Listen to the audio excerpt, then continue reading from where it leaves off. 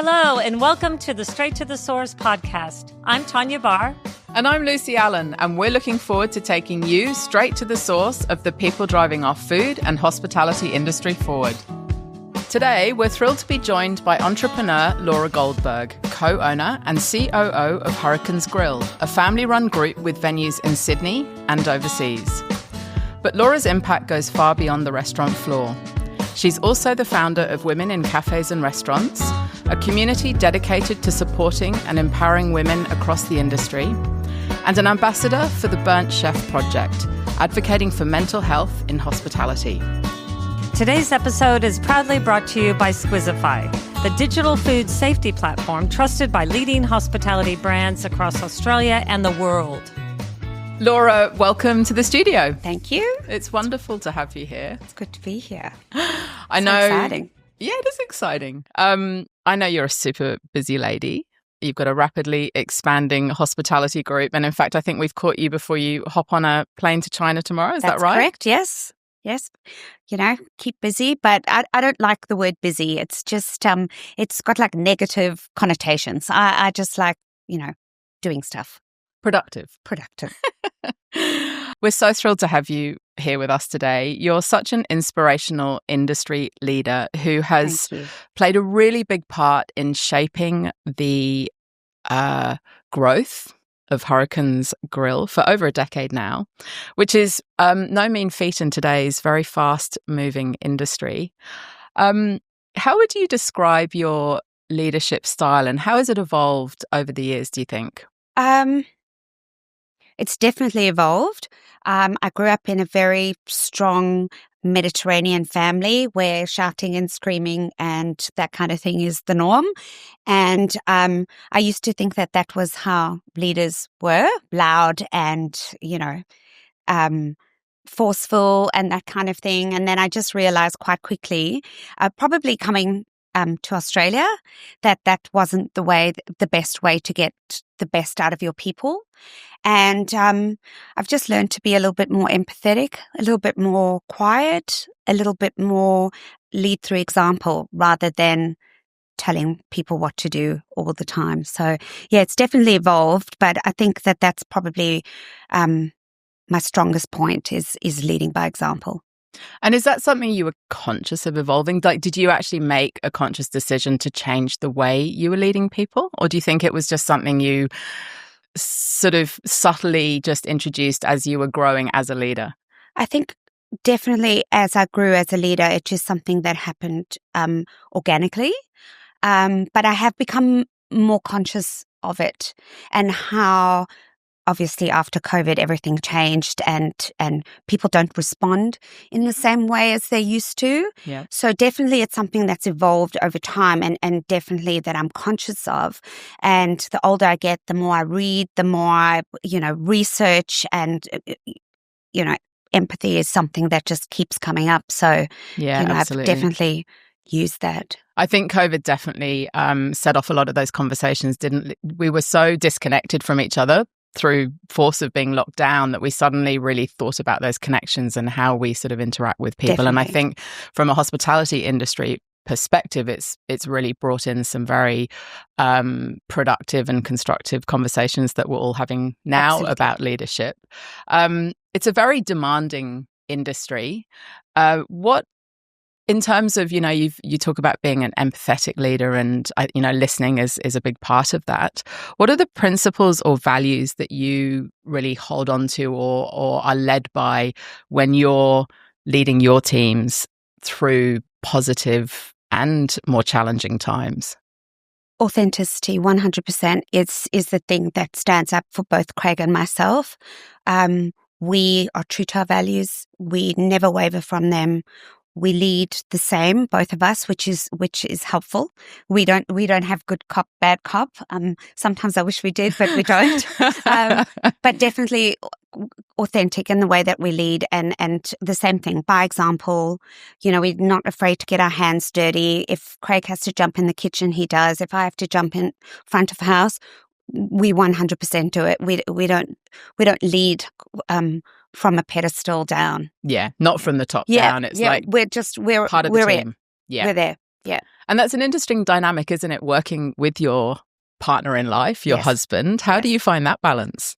It's not for everyone. But I think we share the same values, and I think ultimately we have the same goal. And that is important because we're striving towards the same thing. So it does make the working together a bit easier. We have quite defined roles, so that also makes it easier, because if we were both trying to do the same thing, it just gets a bit like messy, and that has happened in the past, and we've kind of had to say, okay, you stay in your lane, I'll stay in mine, and then things get done better. So once we've got those defined roles, it's like I said, it's not for everyone, and there are times where you sort of, have to walk away, which I do. And luckily we have a few locations. So if he goes to one, I can always go to the other one. Balance it out that way. Exactly. If you need to have a day apart. Exactly. But actually, we really like each other.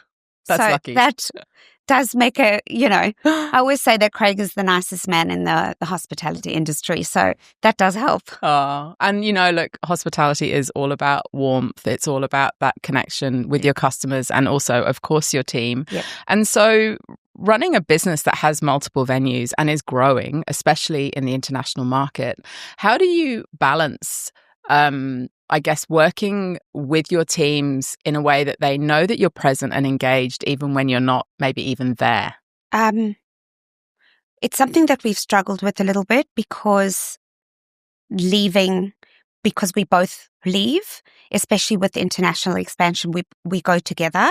So then but we have a really good team, and we have a good structure of team. So, we have I don't like to call it a hierarchy, but we do have someone that reports to me, someone that reports to them. So that when we leave, we're leaving people in charge that we really trust and hold the same values as us. And that guy's Dean. He's been with us since he was early 20s. He started as a barman, and he's now operations manager.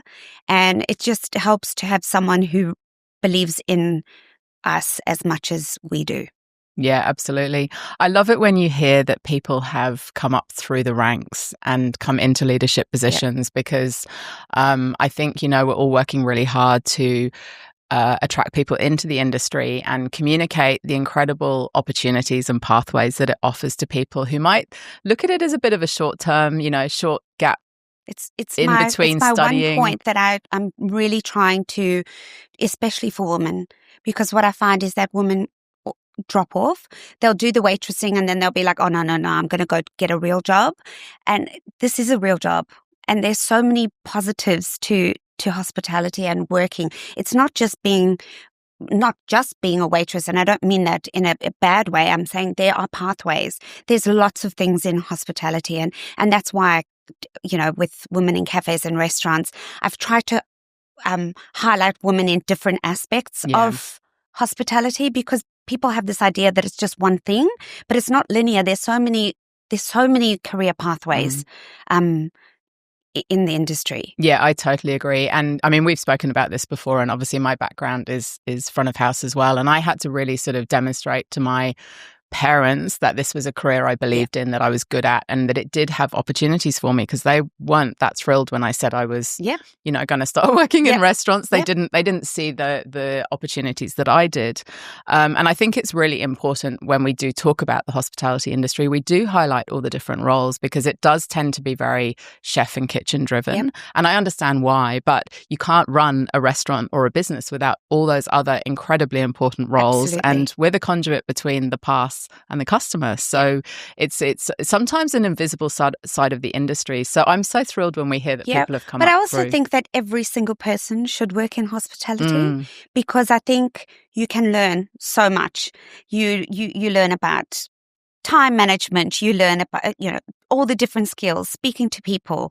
So if everybody at one time worked in hospitality, I think we would have a much nicer, kinder, absolutely. community, because people forget that there is a person or a family or something behind the server. Yeah, absolutely. You're right. Organization, working under pressure, working as part of a team whilst also being very, Correct. running your own section or, taking the lead. So you learn life skills, and I agree with you. I think people should come into it and try it out. And that's often when people get hooked and stay in it, like the gentleman you just described.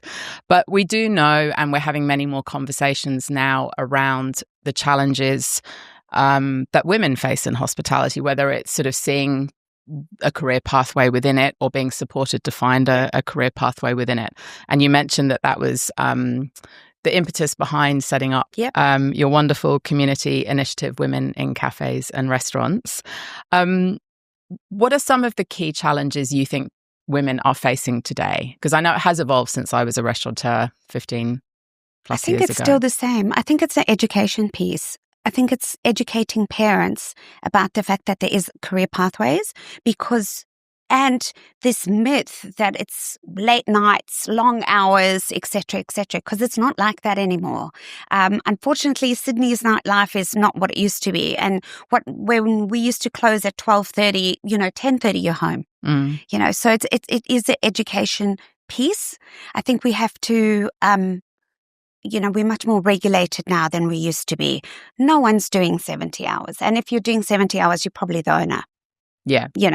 Or you need to question why you're doing it. Exactly. Or it's someone doing a dodgy. But generally, it's, 38 to 42 hours, with a bit of overtime where you get money for that. And obviously, I'm talking about operators that, genuine operators that follow the award and things like that. But it's definitely not what it used to be. And I think it is an education piece to let people know that those myths, we need to get rid of them. Yeah. And I think there's definitely a much more open conversation happening between employees and employers about, how can we make this work for you? Because we want to retain staff. It's expensive to recruit staff, train them. You don't want to see them constantly leaving. And I know it's exciting to hear that some hospitality groups are beginning to bring in maternity and paternity leave, which is really, really great. I think, in my opinion, childcare options are still probably the most challenging thing that we face as an industry for parents, whether it's the male or the female in the relationship, especially as we are essentially, I know things have changed, but we are essentially a 24/7 industry at the heart of it. And I think that's probably one of the biggest barriers that we still need to tackle. I was going to say, for women, definitely is having kids and also having the flexibility to raise them in the way that you want to. Absolutely. So you don't want to just put them in a childcare centre. Culturally, we're not how we used to be, where there's a village around you. So that also takes a bit away from the child care aspect. And obviously, I'm really lucky that I was able to be at home with my kids until they were about, I think my daughter was about 6 months, and then I had enough that I wanted to go back to work. But just having the flexibility to pick her up from daycare, to make sure that I could have dinner at home with them. So those are barriers, but I think they can be overcome if we work as a community. Yeah. And so talking about that, you have created a fantastic network of support with women in cafes and restaurants. Are there any standout moments or stories that just have reminded you why you started it, or have really, confirmed that it was the right thing to do? Oh, yes. I got approached by a particular lady who has a cafe in Queensland, and it's for neurodivergent children, and I just thought that's the best idea I've ever heard. And she just wanted to let people know that she was there without it being polarizing.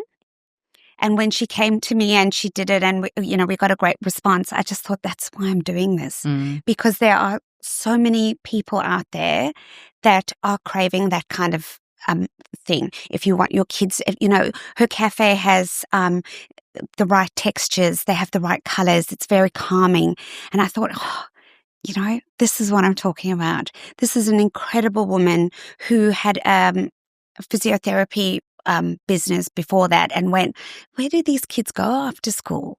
And she created this cafe, and I was like, amazing. and that was the moment when I thought, right, I'm on the right track here. I really am. That must be very rewarding to know and feel that you've hit a need and you've responded to it and you've provided a safe place for people to come. Yeah. And it's really all about that inclusivity and diversity, which is so important because we are a people industry and we have to be able to reflect the individual personalities and characteristics of our team as well, because that is what makes life so rich and interesting. Yeah. And do you see a trend of it mostly being women from front of house or back of house, or is it 50-50? Is there any sort of... I think in my recent survey, I think it's a bit of everything was great. The one that stood out the most. I think it was like 56% was like, oh, I kind of do a bit of everything. And especially if it's a smaller cafe, that's how it is. Yeah. You know, like, or even a smaller restaurant, you've got the mum in the kitchen, you've got the daughter in the front of house and so a bit of everything. And I suppose I also do a bit of everything except the kitchen. That's not my domain. Yeah. That's great. Yeah, it's not my domain either. I always stayed on the right side of the path. Exactly. That's really great to hear, because I think that, from a leadership perspective and visibly seeing women in leadership roles, we definitely know that there's work to be done there. We know that it is improving, but there's still, as you go higher up the sort of the ranks, the percentage of women's representation does drop. And I think it is very much about, businesses and individuals being very aware of access, culture, support, as we've just been talking about, and also identifying the career pathways that, are really suited to that person. And I think for women that are really looking for a career and therefore, ultimately, hopefully wanting to look for those leadership roles, but might be struggling with the confidence or not being able to see the opportunities. Well, I think they want to see themselves in those leadership positions. Girls want to see themselves. They want to see what their future selves would look like. Yeah. And if you've only got this sort of like male dominant, because that's who gets all the headlines. I mean, we can try and deny it. That the male leaders are the ones that are in the newspapers all the time, good or bad. But they're there. So girls are looking at that and they're going, oh, maybe it's not for me, because who's my mentor? Who's my role model? Yeah. And so in terms of people not sure how to find those role models or mentors if they're not in their immediate sort of circle or orbit, what would your advice be for women to try and find them? Oh, join Women in Cafes and Restaurants, of course. I think it's quite important that you find groups that align to you. We live in a digital age. Girls are going to, go online. That's going to be the first thing that they're going to do.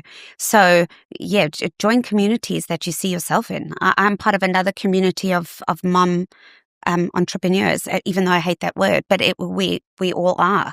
So you have to find yourself in your communities. Yeah. So look for them. Yeah. Sometimes they don't just shout out at you, but they are there. And it is about finding your tribe, because at different stages in your career, you do face different challenges. And I think, we have spoken about having children and balancing that. And I know you've got a family and you've your children. In fact, we met your beautiful son at Food and Hospitality Queensland recently. Yes. You brought him. So is he looking at coming into the business? Oh, he's already in it. He's already he's already in it. He comes and he helps out on weekends, and he's just got the perfect personality for front of house. I mean, he's just, That's wonderful. He's, sometimes we joke like, please don't get into hospitality. But I think he's already made up his mind, and he's like, no, he knows exactly what he wants to do. He's so passionate about it. It's really great. Well, he's got great role models in his parents. So that just shows you, doesn't it, that is a great way to bring people into the industry. And I think that, it's finding your tribe. It's being able to share those challenges. And this is relevant to every industry, not just hospitality, so that you can not feel alone, not feel isolated. You can, you realize other people are going through the same thing, and you learn off each other and you support each other, which is really, really wonderful. I know that you're also an ambassador for the Burnt Chef Project, and it's an amazing organization that shines a light on mental health in hospitality. Correct. Has that work shaped your own leadership and approach to your own well-being and finding this balance with it being a family business and, your husband and now your children being involved, but also your mental well-being? So just a bit of background. We had the fire last year in our Circular Quay restaurant, and I'll be honest, I did go through a really hard time. I just lost my purpose and I just didn't know what to do. And I knew that there was a light at the end of the tunnel, but I couldn't get through it. I was in this really I was in a rut. I didn't want to go to work. I didn't know what I wanted. We were sort of walking around with that, just hoping that things were going to happen quickly, but they took so long. So I just found myself in this really not a good place. And then I started researching things, and that's when I came across the Burn Chef project. And I thought, I've always worked for, done work and supported Black Dog Institute and Talk to Me Bro, which is an organization which is based in Wollongong that does mental health support for men. Predominantly, but now they've got some women involved as well. And it just was so relevant to me at that time. So when I started researching it, and when you become an ambassador, you have to do some worksheets and things like that to let you know about it. And as I was going through these worksheets, it really helped me. And I thought, this is just what this industry needs, because I couldn't find anything Australia-based. There is Australian-based support and help, but not for hospitality. And it's a different ballgame, I think. Yeah, I agree. And so was it a feeling that you were out of control of the situation? Like this thing had happened that was obviously catastrophic and had a massive impact on your business. And, you're such a capable, strong person, but I imagine just facing this situation of you couldn't actually do anything. You had to just wait for things. Is that what sort of triggered the struggle? Oh, absolutely. It was, when it happened, we thought it was going to be 3 weeks and we were going to dry up the restaurant, and then we were going to be back up for Melbourne Cup. I think it was. That was the first one.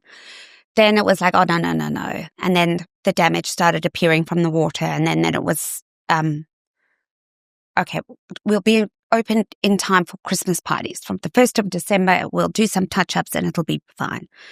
And then I think we got to sort of the 1st of December and we realized that actually we had to pull the whole restaurant down. The damage was so extensive. It was quite a wooden restaurant before. So once they started pulling things away, the smoke and the water damage, there was no way we were going to just restore it or dry it out. And the smell, obviously, from being electrical. And then we realized Christmas was out. New Year's was out. Then we knew that in January, there's no building happening because builders go on leave. So January was out. Then February, okay, so Lunar New Year, which is probably our busiest time, that was out too. And I suppose you just start looking at okay, so then April holidays. And then we're like, oh no, the builders can't come in and, we don't have the insurance. It just snowballed into okay, so it's not now. And we're quite practical people. So we were like, oh, it's okay. So what we'll do is then we'll open just after Valentine's Day, and then getting the insurance. And then, they want to ask small details and things. And then we were just and then we just had to just step back and just go, okay, when it happens, it happens. But it took us a long time to get there. So that out of control feeling is definitely where I sort of got a bit depressed. Yeah. I mean, it wasn't a great time. I think we walked around with smiles on our faces, like deer in headlights. Mm. Yeah. It's that horrible feeling of being consumed by something, isn't it? And you don't know where to turn or what to do. And it's so wonderful to have tools and organizations out there to be able to turn to. And we will put some links in the show notes because it is very important to know that there are people out there to support you, because it is an overwhelming industry at time, whatever role you're in, whether you're in a senior, mid-rank or sort of more junior role, they're long hours. The good thing with the Burn Chef organization is that it started out just as a chef's thing, and now it's evolved. And they've even got support for menopause, for example. They've got support for childcare, that kind of thing, and tips and ideas, and really great resources. We're trying to get more Australian resources into there, but I love that it's evolved as an organization as well. That it started out as something and went, oh, hang on a second, there's all of this stuff, especially,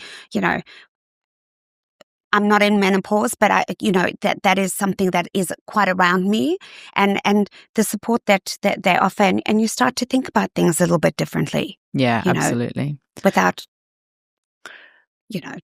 without I don't know how to say it, like without focusing on it, you once you've got a few tools and support, you sort of recognize it and you go, oh, that's a good idea. And you're not alone. Again, it's not just you struggling with these feelings. And so you mentioned that you walked around with a smile on your face and you tried to be really strong, and you're obviously, a mentor for your team. You're a mum, you're a strong role model and mentor for your children. What did you learn about that phase about yourself? I think I realized how resilient I actually am. So at the time, I was like, I'm not firing on any cylinders here. But actually I was, because I was still leading the team. I was still being a mum. I started Women in Cafes and Restaurants. I became a burnt chef ambassador. So actually I was, but I think I was telling myself that I wasn't. So I learned about myself that I'm actually quite resilient, and I can't just sit still and let things go. So I learned that about myself. It was afterwards. And you stayed active. I was going to say busy, but based on what we said earlier, you don't like the word busy. So you stayed active, you stayed productive. And for you, that was a great way to work through that period of time, which is really amazing. So tell us a little bit about the growth of the business, because you've got venues here in Sydney, but you've been expanding internationally, and that's something that you're focusing on now. So tell us a bit about that, because that's very exciting. I think it was about 2016. Our partners from Indonesia came and told us that, we've got this location, we'd love to come into Indonesia. And at the time, we had a lot of Indonesian customers. So we were like, oh, okay, well, with Jakarta, I would never, ever thought about it. And we opened our first store in Jakarta in 2016, and it was amazing. They've subsequently got another one in Surabaya. And then from that, Dubai came along, and Dubai's been great. We've got a location in Dubai Mall and one at Jumeirah Beach. And they're great stores, and, people love the basting, the sauce. That's my father-in-law's sauce. The ribs, the portion sizes, obviously, depending on your location, you have to pivot. So in Dubai, they don't have pork ribs, which is what we're famous for, but they have beef ribs and they have veal ribs. So we've pivoted a little bit. We've got great partners there, which helps. China, we were open before COVID. Beijing, obviously, completely closed down. I mean, it was, disastrous what was happening there. And now we're looking in Shenzhen, and hopefully we'll be open, beginning parts of next year, which is really exciting. And Shenzhen, I mean, if you haven't been there, it's quite an incredible city. So I'm excited for that. That's really exciting. I haven't been, so I'll have to put it on my bucket list and come and visit you there. And so in terms of running the business, what does that mean in this big growth phase, moving from a Sydney, New South Wales based business to being in international locations? Does it mean that you're building out the team? It must be giving career opportunities for people to come up through the ranks. And is it changing your role in the business? Oh, definitely. My role has evolved from marketing to operations to functions to now global expansion, which is really exciting because I love traveling and my husband hates it. So that's a so bonus. You're like, pick me, I'll go on that trip. It's fine. And my parents have a luggage shop, a travel business in South Africa. So it actually, I think it was in my blood that I was going to travel. And I love it. He's not a fan. So that works well for us. He does come every now and then. I think he also needs, it's a good way for us to have a break as well from the everyday runnings of the business. But definitely my role has evolved and handing leadership to our second in charge. And, we had a really great lesson in this time. It's because we didn't know when the restaurant was opening, our operations manager kept deferring his leave. And it just so happened that he was going to Greece 5 days before the restaurant reopened. Oh, wow. And it was a family holiday. They had planned this big thing and he couldn't cancel. So everybody had to step up and everybody did such a great job. And I'm really proud of my team because we really came together, without having that person who does a lot. And everybody just stepped up and, That's I think so it gave important. them ownership as well. 100%. And it is so, so important because we can't be so incumbent to our businesses, whether we're the owners or in a leadership role, that we can't step away and make time for ourselves, because self-care and well-being is, how you find that balance of being able to be, great at work.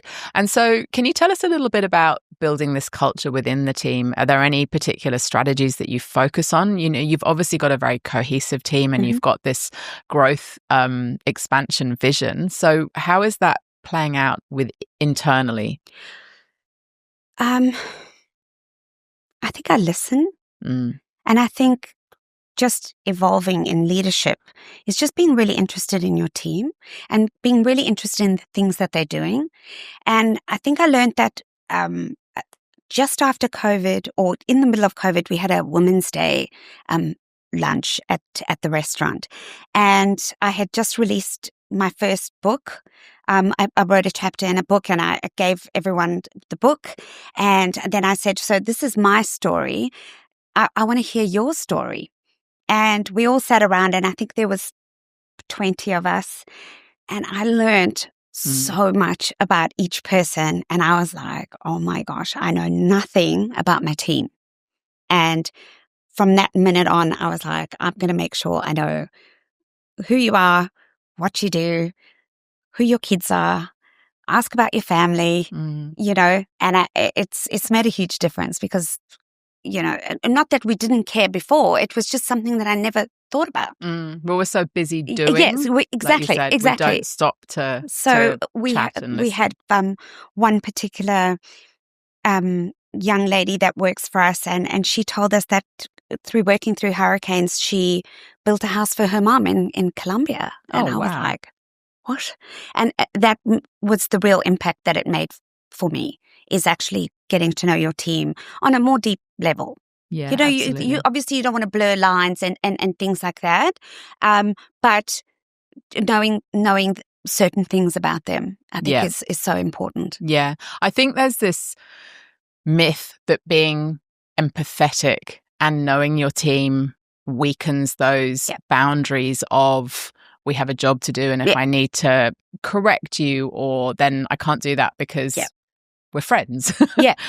Which is not the case at all. The boundaries don't need to be blurred, but empathy and listening and knowing your team and understanding what motivates them and what they need out of this role is how you get the best out of people. And it can be quite tough culturally because we have, a plethora. We have pretty much every country covered in our team. So it can be quite challenging. Yeah. We have a few that just won't share. And that's okay too. That's your prerogative. You have to respect that. That's, Yeah. And that's so wonderfully representative of our industry. Every culture represented. Yeah. People from all different pathways and backgrounds. And I think that's what makes it such a wonderful industry to be a part of. So what does a more inclusive and sustainable hospitality community moving into the future look like to you? And what role do you as a leader and other leaders in the industry need to play to make that happen? I think we need to really focus on the positives of the industry. I think there's so much press about the negatives that we forget about the coffee shop downstairs. And we forget about the joy that it brings every single day when you've had the worst night and you just get that cup of coffee in the morning and you're like the happiest person on earth. I think we forget about the positive aspects of hospitality, both from the cafe to having your favorite ribs at Hurricanes and things like that. It does give joy. That's why hospitality is never going to, we're never not going to have restaurants because it's people's joy. Yeah. And so I think we really need to, as an industry, focus on the positives and the good things about our industry. And, things like Burnt Chef are really removing the stigma. So you can talk about your mental health without people going like, oh, everyone in hospitality is crazy. We are all crazy to some degree, I suppose. We have to be passionately crazy, I would say. Passionately crazy. So I just think changing the narrative is going to be the biggest game changer for us. Yeah, you're right, because it is the negative headlines dominate and it doesn't let the really great stuff come to the surface. And there is so much of it and the negativity is the smaller percentage. So we do have a really wonderful industry and it's so great to see so much diversity and accessibility coming through all the important conversations that we're having. So it feels like we've got a very exciting future ahead. Absolutely. Which is really wonderful. So we're going to have a bit of fun now with a round of quick fire questions. This is how we get to know you. Past the longer form answers. Good. So you ready? Don't think too much about it. Just one word answers. First thing you reach for in the morning? Oh, put the alarm off, my watch. Because the alarm's on the watch. Okay. When you're having a tough day, what keeps you grounded? Prayer. What's your superpower? Multitasking. I love that. If you could swap lives to work in another industry, what would it be? Travel. Favorite city for food? Hong Kong. Early bird or night owl? Early bird. Really? Not a night owl? Used to be. I'm a night owl through and through. One word to describe yourself. Resilient. What do you think is the most overused word in meetings? Action. And who inspires you? My mum. Oh, wonderful. Laura, thank you so much for joining us today. Your leadership, your advocacy, the way you're so positive about hospitality and the community that it holds and is growing is such an inspiration and a real reminder of the power of community and hospitality and what that offers people, not just working in it, but the people that come into our beautiful venues and our customers. We'll link to Women in Cafes and Restaurants and the Burnt Chef project in the show notes so listeners can learn more and get involved if they would like to. Is there anything you'd like to say in closing? I think in hospitality, we forget about our community. So giving back to the community is something that I'm very, very passionate about. And I think when you involve your staff in things, community initiatives, like Share the Dignity, we have a drive every year in the restaurants and I get everyone to bring in a period product or shampoo, conditioner that we pack bags for, and it makes such a big difference. So that's one thing. Involve your staff in community and it just binds you together. Yeah, get involved. Get involved. I love it. Yeah. Thank you so much for joining us today. Thanks for having me. Thank you so much for listening in. We really hope you enjoyed the conversation. We would be keen to hear from you if you've got a story to share or if there's a topic we should bring into our conversations. And a special thank you to Squizify for their support in this series, where leadership meets the future of food.